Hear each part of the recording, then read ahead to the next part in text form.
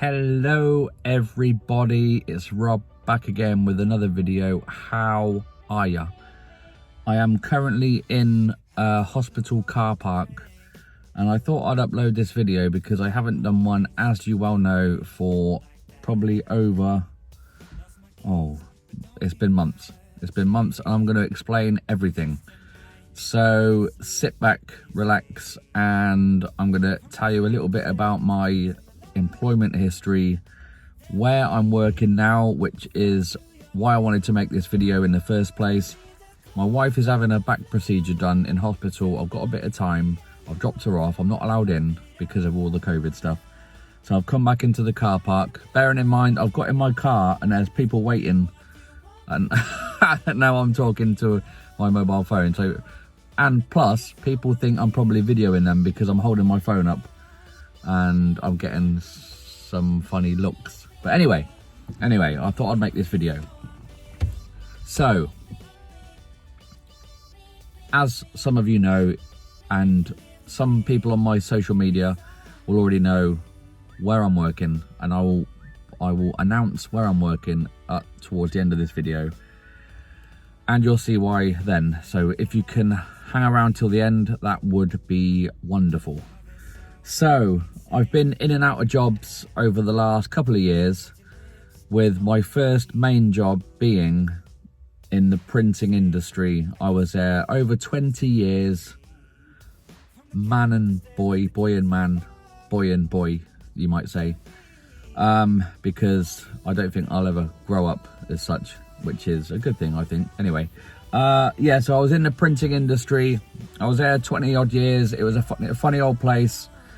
I loved it to begin with, and soon after everything changed. I always said I'd never ever work night shifts. I ended up working night shifts as part of the shift pattern. So everyone was doing night shifts. They had a day shift and then a permanent night shift, but then everyone went to days and nights. So it wasn't ideal, but I stuck at it for many years. And looking back, it's one of them jobs where it's easy to settle into a place where you don't really like it, but it's convenient. The money wasn't too bad. You know people, you know your job, and it's easy not to do anything about it. So you just put up with all the conditions. You moan about it all the time, like I did. You kick off sometimes to the management about things not being done, but you go back every day and you just get on with it because it's the easy thing to do. So roll on towards the end of that working career in that industry and in that company. I did leave. I went to go to another printing company. I didn't get on there at all well. That was permanent nights, and I knew within the first couple of days that I wasn't going to stay there. So I actually went back to my previous company, which was nice that I had that option in some ways. So they have been good to me in some aspects. And then, so I was back there, and then I settled in for a bit, and then they offer redundancies every couple of years or every few years. And I took redundancy, and I don't want to waffle on and sound like I'm moaning about my working life. I'm not. This is just I just wanted to give you a brief history, and you'll know why at the end. So I was there all in all for 21 years. And then after that, because I'd been there for so long, it was pretty much all I knew. However, I wanted to do other stuff. So during the times, am I looking at the camera, by the way? I'm trying to see if I'm looking at the camera. Yeah, okay. During the time of me being there, I'd done other stuff. So I got qualified as a personal trainer. And again, if you've seen my videos about that, you'll see that I started working at a company. And the trouble with gyms now, sort of these days, the sort of working model is that many places now, the staff don't actually get paid, but they're allowed to work from the gym and train clients that enables them to earn money from the clients via the PT sessions, and so it's kind of a win-win for the gym, but unless you're an established PT with lots of clients, it's very difficult to sort of break that industry without losing money to begin with, or if you haven't got any money coming in, then it's very difficult to kind of, you know, have, you know, you got ties, mortgage, you got kids, you got, you know, so it's very difficult to do that. So I tried it because it was always something I wanted to do, and I probably didn't give it enough time, to be fair, but I worked in a gym, met some nice people, but it just was bad timing, I think, for me, and I ended up staying there for I don't know, not very long, a few weeks. So then I was out of work. I worked at another company for basically, I don't know, 9-10 months, just in a warehouse. And then, because I needed some kind of career to go into, that's when I done all my bus driving stuff. So Stagecoach have a big recruitment drive pretty much every year. So I done the training, got my license, and it wasn't my plan to go back on the buses. I basically done my license. I left the company because it just wasn't for me, but it was another thing I did that I could fall back on should I needed to in the future. So in some ways it was kind of good forward planning, but it was bad at the time because I didn't continue in that employment. So I left that job, and it wasn't my intention to go back into bus driving. However, I've been driving a bus now for the last few months, which is why I haven't had any spare time. I've been doing like 64 hours a week, and it's a long day. It was like 12 hours plus a day, pretty much 13-hour days, picking up the bus in the morning, going on the route. And by the way, this video isn't going to be that exciting, by the way. I'm sat in my car, like I just said. So it's not going to be a riding video on my bike and stuff. So, but bear with me. It will be worth it, I'm sure. So I was on the buses, meeting so many nice people, such characters on the bus, and it was a very enjoyable job in that respect. Now, the hours for me, it was just too much. I felt like I didn't see the family and Emma, my wife, and everything. I was getting home in the evening, and then it was basically have some dinner, go to bed, repeat. I had the Sundays off and a day off in the week every other week, but it just got a bit too much. And then I was offered a job, and this is the exciting bit. So I've tried applying at this place before. Now, this company, the particular company, is like an umbrella company where they own several different brands of a certain thing. But it's one of these brands that I've been trying to get a job with for a long time, and I finally done it. You can say it's my dream job, and it's always a dream job until you go in there and actually work out and learn how to do what they do. I'm just going to say, I now work for Harley Davidson.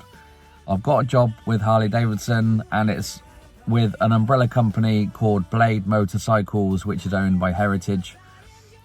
And I've been there just over a week, pretty much a week. I'm a brand new member of staff at a Harley Davidson branch, under the guise of Blade Motorcycles, but I am working at Harley Davidson. It's pretty much my dream job, but of course, dream jobs are only dream jobs once you've settled in, you know all the ropes. But of course, there are perks, which is where the YouTube video comes in, because as a staff member, I can basically take all the demo bikes home. I can use their bikes. So I've been using their bikes, even though I've only been there a week. So I've taken home a Breakout, a brand new 21 plate Breakout. I've had that for a couple of days, and then I had a Road King Special. First time on a Road King. Oh my God, what a bike that is. What a bike. I was testing the cruise control on the way to work. When was it? Yesterday morning. And then yesterday in the day, they had the toy run, which is every year a load of bikers come and they donate toys. Well, the people donate toys and the bikers take it as a big group ride to the local hospital. The local big hospital here is the John Ratcliffe in Oxford, and they all turn up at the John Ratcliffe.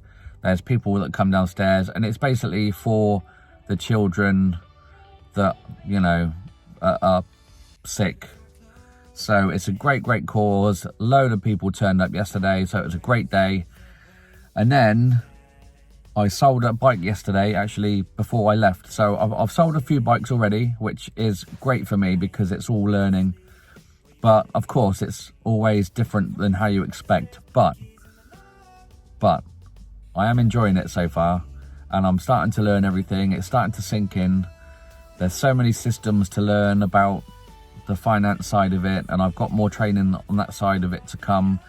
But hopefully this will ignite the passion back for YouTube. Not that I ever lost the passion, but hopefully I'll have the time now and the means to make good videos on different bikes. What goes on, maybe I can do some videos of what goes on in a Harley Davidson store, you know, some pictures of bikes and videos of different reviews and stuff. So hopefully if it all works out, that is gonna be a big thing for my YouTube channel and for you people. You don't want to see these videos where I'm sat in my car explaining stuff. So this is just kind of an overview of my sort of work history, a very brief explanation of how I got to this point. Now, the Harley Davidson brand, I've always been obsessed with Harleys for some reason. And it's probably my dad's fault. And that sounds negative. That's not a negative thing. I absolutely love the Harley brand. I love Harley bikes. I love the lifestyle kind of ethos of, you know, and so far I've only been there a week, but there's so many people that come into the Harley store not even contemplating buying a Harley, but it's just part of the lifestyle. They go and buy a t-shirt. They always have like the motorcycle t-shirts and the look of a biker, but many people don't actually own the Harleys. And that is how I managed to purchase my first Harley. You all do the same thing. You have the Harley t-shirts, you go in and out the stores for years and years, and then one day, if you're fortunate enough, you can get your first Harley. And that's how I managed to buy my first Harley Davidson. And my wife was just as mad passionate about it as me, and now she's even more passionate because she goes on the back of the bike. You've seen the videos of us going to the Isle of Wight, so if you haven't, go and check that out on my channel. But yeah, I now work at Harley Davidson. Makes me smile every time. It's kind of done a full circle because a guy called Alan sold me my Harley Davidson, and I was sat on the same desk with a customer last night who was sat in the same chair that I was, and I was selling him his first Harley Davidson. So for me, that is going to be the best thing about it. The most enjoyable thing is being able to turn people's dreams into a reality of owning their first Harley Davidson. And it's one of them kind of niche brands where, you know, you can buy all these different bikes like a Honda and, you know, a 125 or a 1200, whatever it is. But owning a Harley Davidson is a special thing. For all those that own them, you know what I'm talking about. But I just wanted to make that announcement. I wanted to give you a brief overview. So hopefully bigger and better videos coming up. I'm sorry it's been such a long delay in being able to upload something. But like I said, I've just been doing too many hours. And now I'm back to hopefully doing some more considered normal hours with a couple of days off or whatever a week.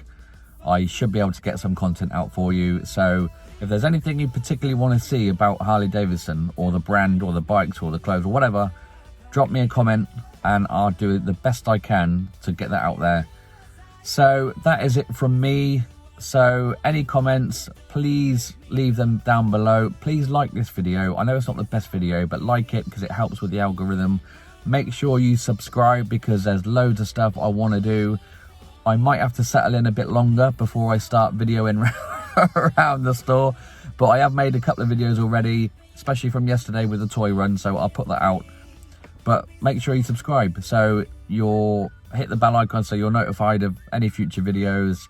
And that is it. I just wanted to give that brief overview. So that's all I'm going to say. That is it from me. Take care. I will see you on the next video. Like that.